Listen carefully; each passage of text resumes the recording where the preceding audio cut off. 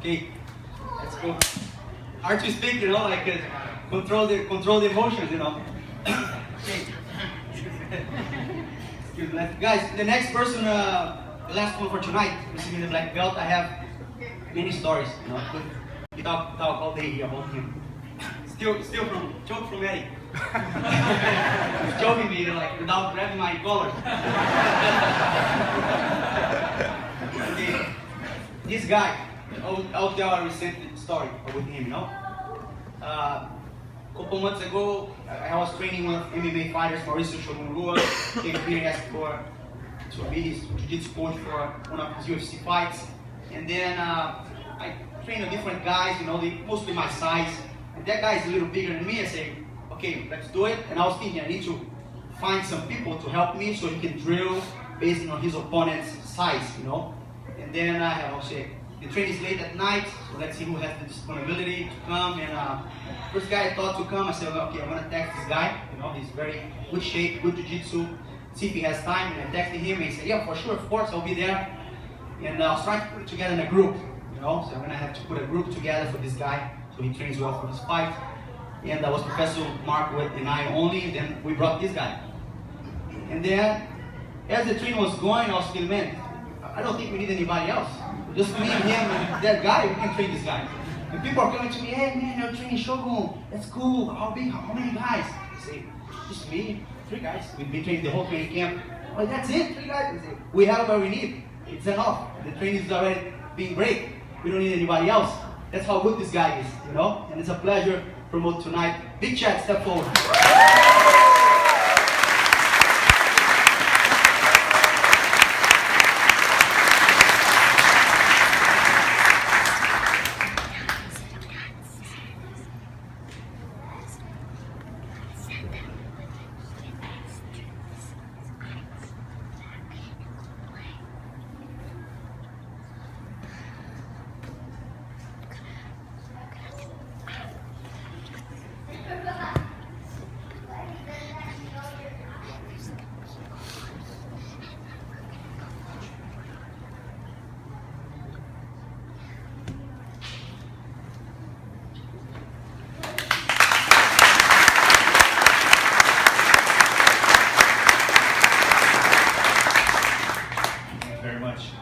What an honor, and Professor Felipe made that text to me on my 43rd birthday, and the only thing I wanted for my birthday present was some privates with Professor Felipe, so I thought he was calling me to schedule my privates. He said, no, I want you to come train with Shogun. I'm like, okay, I guess we can go train with Shogun. So what just an unbelievable opportunity and experience that was, so thank you again for that.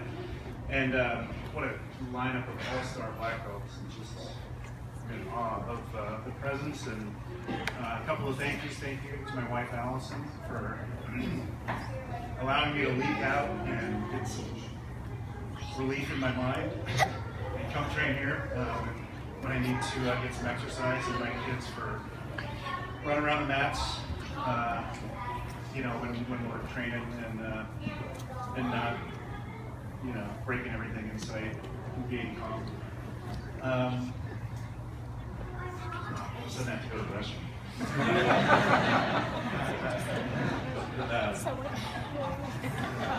A couple of thank yous and then a couple of stories really quick. I want to say thank you to Professor Marcio, Professor Felipe, and Professor Marco. I started this journey. Professor Garrett picked me up in my garage one morning to bring me to my first class.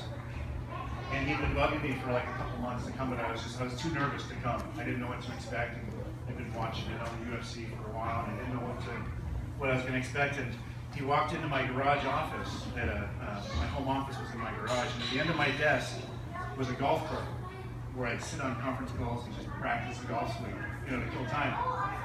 And he picked up that golf club and he goes, "Yeah, you'll never touch these again." And I was like, "What?" He's like, "Come on." Sure enough, almost 7 years later, I think I just picked up the golf clubs the first time about 3 months ago. Because once I started training, as you guys know, it just became an obsession. It became an addiction where I just had to get here and I had to train with you guys. And so I thank Professor Garrett for putting me on the path that time.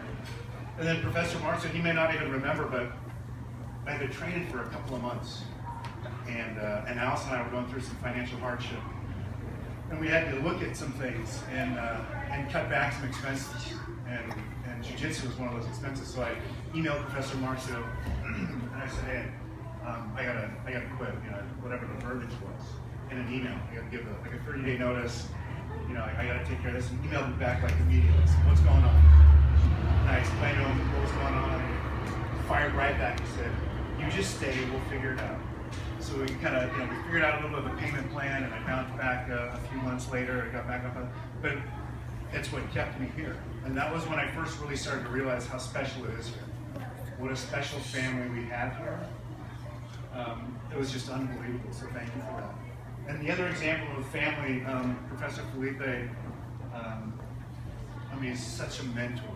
And the words that were spoken about him tonight, and what he does for the Academy and the Association and Jiu-Jitsu is just amazing. And my son Charlie was training with Professor Les and the kids program, and he was so excited to compete in this kids competition. And like the competition was like 4 months out, and every morning Charlie would wake up and say, "Is today the competition?" No, Charlie, it's in a couple of months. Keep training. We go to bed. Is tomorrow the competition?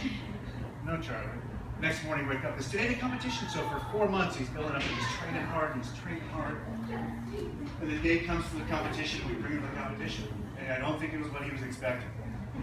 It wasn't Saddleback, GB Saddleback.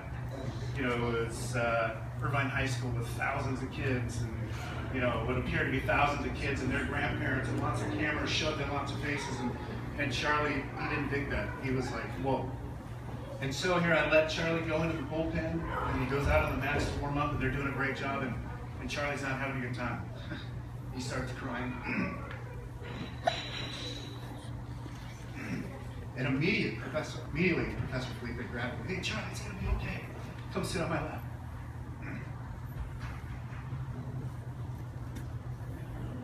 And as a parent, you know, you got your kid over there and they're crying, you know, and you can't do anything, right? And to have a friend and a mentor like him just scoop Charlie up like nothing and just put him on his lap. It's gonna be okay, you just relax. The fight would come up. Charlie, you wanna fight this fight? No, I don't wanna fight. Okay, you just hang out here with Professor Felipe. And we got through it, you know, and Charlie got a medal afterwards. So the obligatory participation medal, you know, so he won. But one more time I was reminded of just how special we have it here. And what an unbelievable place this is, and the family and the community and the camaraderie and cheering for one another and getting somebody ready for a competition. I mean, you know, Professor Marco touched on it, and during his speech, I have this overwhelming desire, or whatever you want to call it, drive all of a sudden to be of service to all of you guys. Like, you know, for whatever reason, you know, a couple hours ago I was really thinking about this as I was getting ready, because I didn't prepare anything either to say. But all of a sudden I just got this overwhelming calm sense that my job now is to just give back as much as I possibly can to everybody else, whether it's share it here, share it, you know, in travels or what have you, because Jiu-Jitsu gives me so much in a short period of time, from peace of mind, to physical activity, to friendships, to relationships, to self-confidence. It's unbelievable. So for that, I thank you guys a million times over. And I thank all my training partners and all the people I get to come visit in all the different states and drop in and bring my gi, and I get to train. And all of a sudden I've got a family.